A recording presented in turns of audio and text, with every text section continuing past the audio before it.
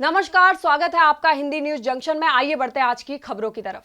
मध्य प्रदेश में नगरीय निकाय चुनाव को लेकर भले ही कुछ समय बाकी है, लेकिन दोनों ही प्रमुख राजनीतिक दल नगरीय निकाय चुनाव को लेकर बयानों से सुर्खियां बटोर रहे हैं। दरअसल इंदौर आई पूर्व कैबिनेट मंत्री विजू लक्ष्मी साधो ने पूर्व महापौर मालिनी गौड़ को गुगी गुड़िया कहा था, जिस पर बीजेपी शहर अध्यक्ष गौरव रणदिवे ने पलटवार करते हुए कहा कि विजय लक्ष्मी साधो का बयान दुर्भाग्यपूर्ण है। उन्होंने पूरी महिला शक्ति का अपमान किया है। महिला होते हुए भी दूसरी महिला को लेकर ऐसी बयानबाजी निंदनीय है। रणदिवे ने साधो को नसीहत देते हुए कहा कि उन्हें इसके लिए माफी मांगना चाहिए। बहुत ही दुर्भाग्यपूर्ण है एक महिला द्वारा एक महिला का ऐसा अपमान, ये बहुत दुर्भाग्यपूर्ण है। कांग्रेस को और विजय लक्ष्मी साधो जी को इसके लिए क्षमा मांगना चाहिए।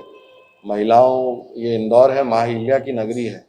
यहाँ हम महिलाओं का सम्मान भारतीय जनता पार्टी में भी और इंदौर में भी मालिनी गौड़ जी के नेतृत्व में 4 बार हम स्वच्छता में नंबर 1 आए हैं।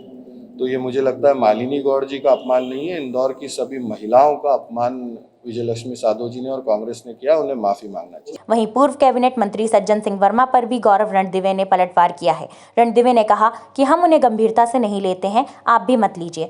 गौरतलब है कि पूर्व मंत्री सज्जन सिंह वर्मा ने विधायक संजय शुक्ला के सामने बीजेपी के दिग्गज नेता महासचिव कैलाश विजयवर्गीय को लड़ने के लिए हुंकार भरी थी। नगरीय निकाय चुनाव में भले ही अभी समय है, लेकिन इसको लेकर राजनीतिक सरगर्मी जोरों पर है। भारतीय जनता पार्टी का प्रत्येक कार्यकर्ता कमर कस के कांग्रेस को हराने के लिए तैयार है।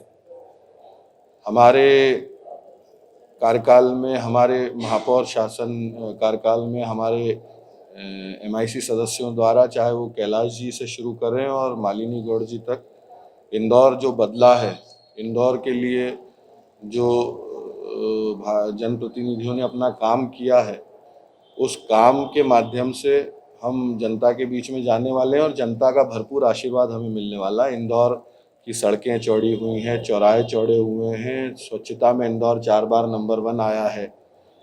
इंदौर की गली मोहल्लों तक पानी, छोटी छोटी सड़कें, शौचालय की व्यवस्था, मूलभूत व्यवस्थाएं, ये पहुंचाने का काम भारतीय जनता पार्टी के हमारे सभी माननीय पार्षदों ने, महापौर परिषद ने और हमारे सभी जनप्रतिनिधियों ने किया है। और इसलिए मुझे पूरा विश्वास है कि भारतीय जनता पार्टी के कार्यकर्ताओं के द्वारा किए हुए काम के आधार पर जनता हमें फिर से भरपूर आशीर्वाद देने वाली है और कांग्रेस के कुछ एक पार्षद जीत जाएं तो उनके लिए बहुत बड़ी बात होगी। और उसका परिणाम आप देख रहे हैं कि पहले उस संगठन का जो विश्वास था जनता में पूरा खत्म हो चुका है। कांग्रेस के प्रति जनता का क्या रवैया है आप सब भी जानते हैं। आज उनका अपने कार्यकर्ताओं के प्रति भी विश्वास खत्म हो गया। सार्वजनिक रूप से भगवान की कस्में खिलाई जा रही हैं, अन्य अन्य कस्में खिलाई जा रही हैं। तो कांग्रेस समापन की ओर है और भारतीय जनता पार्टी का प्रत्येक कार्यकर्ता बूथ पे खड़ा होकर भारतीय जनता पार्टी के सिपाही के नाते हमारे सारे पार्षद जीत के आने वाले हैं। मैं आपको आपके चैनल के माध्यम से ये बताना चाहता हूँ। देखिए, हम लोग सज्जन वर्मा जी को सीरियसली नहीं लेते। आपसे भी आग्रह है कि आप लेना बंद कर दीजिए। लगातार हम लोग, मैंने जैसा कहा ना कि हम लोगों को कुछ नया करने की ज़रूरत नहीं रहती। हम लोग 365 दिन कार्यकर्ताओं के माध्यम से पोलिंग बूथ पे रहते हैं।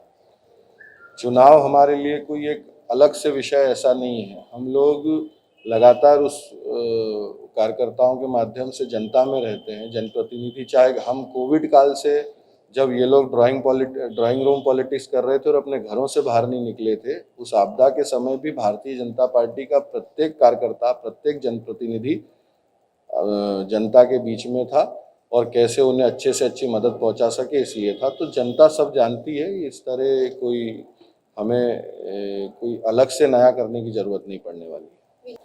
आज हम लोग ये 11 फरवरी पंडित दीनदयाल उपाध्याय जी की पुण्यतिथि, उसको समर्पण दिवस के रूप में मनाते हैं। पूरे देश भर में हमारे सारे कार्यकर्ता, हमारे वरिष्ठ कार्यकर्ताओं से लेकर बूथ लेवल तक के कार्यकर्ता आजीवन सहयोग निधि का शुभारंभ रहता है। समर्पण पार्टी के कार्यकर्ताओं का पार्टी के प्रति समर्पण राशि के रूप में देके हम लोग इसको मनाते हैं, जिससे हमारा पूरा ये ऑर्गेनाइजेशन स्ट्रक्चर चलता है। अभी तक जो मेरी बात हो रही है, लगभग 2175 बूथ हैं इंदौर में और सब दूर ये धनराशि संग्रह हो रहा है।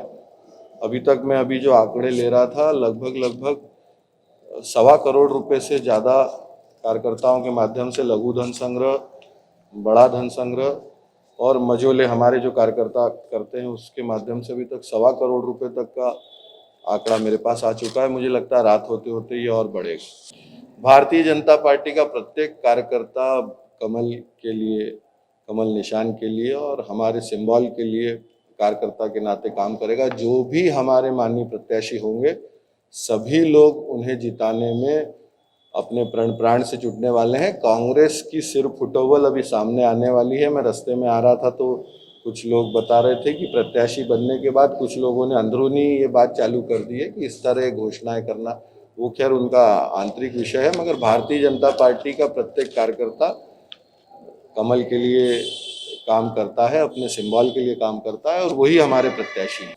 देखिए, मैंने जैसे पहले ही कहा कि सार्वजनिक मंचों से जो पार्टी अपने कार्यकर्ताओं को एक रहने की कस्में खिला रही हैं, तो पहले तो वो खुद एक रह लें, उसके बाद चुनाव लड़ें। चुनाव आने दीजिए, देखिए कभी आगे आगे होता है क्या। फिलहाल हिंदी न्यूज जंक्शन में इतना ही। अन्य खबरों के लिए जुड़े रहिए हिंदी न्यूज जंक्शन के साथ। नमस्कार।